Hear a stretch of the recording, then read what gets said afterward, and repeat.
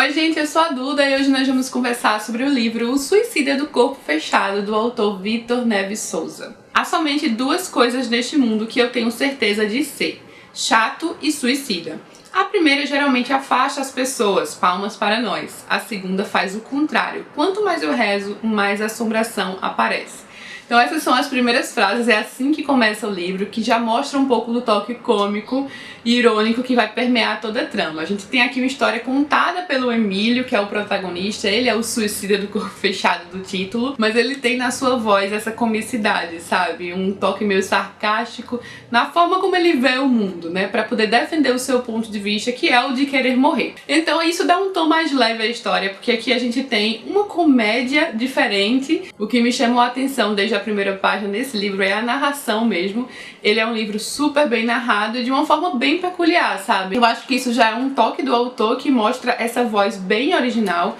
Então aqui a gente começa com o Emílio, vamos acompanhar o Emílio durante todo o tempo. E sim, ele é um protagonista chato, mas é aquele chato que de tão chato fica engraçado, sabe? Você olha pro personagem com uma certa indulgência, assim. É um livro que tem muita metalinguagem. Desde o começo do livro o personagem se entende personagem, ele vai conversar com o autor e com o leitor, o que também torna a história mais interessante. Ele defende muito seu ponto de vista, ele pergunta a todo momento qual é afinal o tão grande problema em querer morrer, mas tem uma característica bem específica do personagem nesse sentido, é que ele também é covarde e ele se reconhece covarde.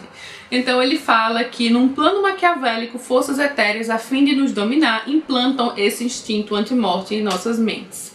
Assim como a morte é inevitável, sempre recorreremos às suas bênçãos nos momentos de desespero, e até quando já se extinguiu a nossa vontade de viver, continuamos a temer a queda, mesmo lhe desejando o resultado. A gente vai descobrir o seguinte, que as tentativas de morte do Emílio compreendem atirar-se da ponte a 1,5 metros da água, inalar o gás do escape do carro com as janelas abertas, tomar veneno de rato no maltado morninho e esquecer de pôr o veneno. Bom, algo que a gente se pergunta é se realmente já houve alguma tentativa real, e na verdade a gente se pergunta muita coisa ao longo do livro.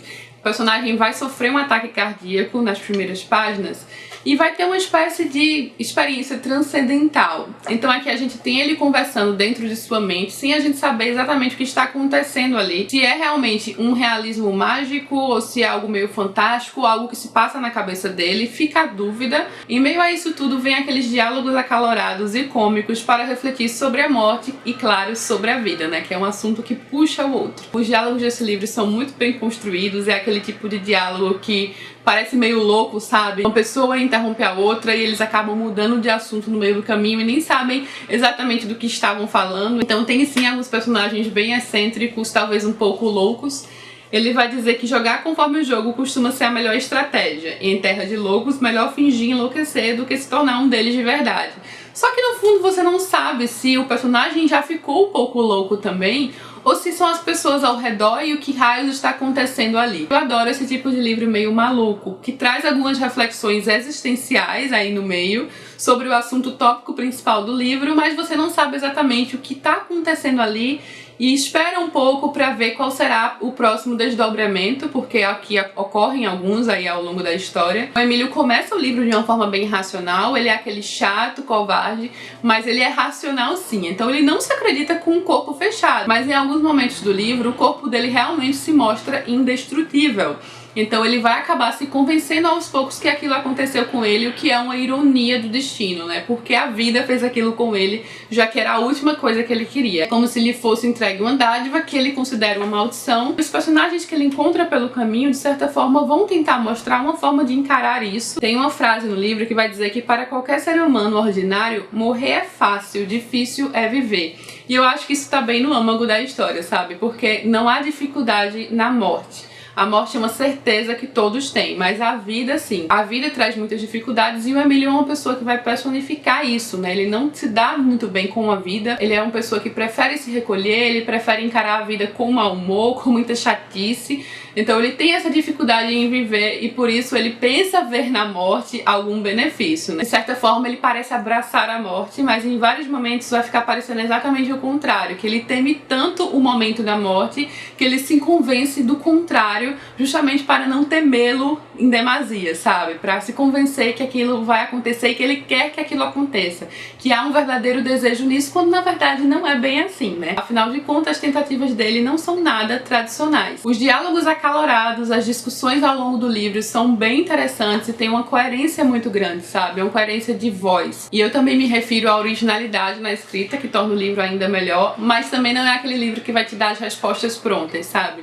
Em todas essas discussões sobre morte, vida, tempo e imortalidade, dificuldades, efemeridade da vida, em meio a tudo isso, você vai ficar se perguntando ainda algumas coisas ao final, até aquela espécie de livro que exige talvez uma releitura. E também traz algumas questões bem universais. Por exemplo, ele se pergunta: se eu me esforçar para viver, hei de conseguir morrer? É isso? Ele tenta encontrar algumas respostas naquilo que ele tá ali vivenciando, que é essa espécie de experiência transcendental que eu falei. Ele meio que se alterna, sabe? Entre o que seria real e o que estaria acontecendo na cabeça do personagem, e você se pergunta também até que ponto vai essas duas formas, esses dois cenários.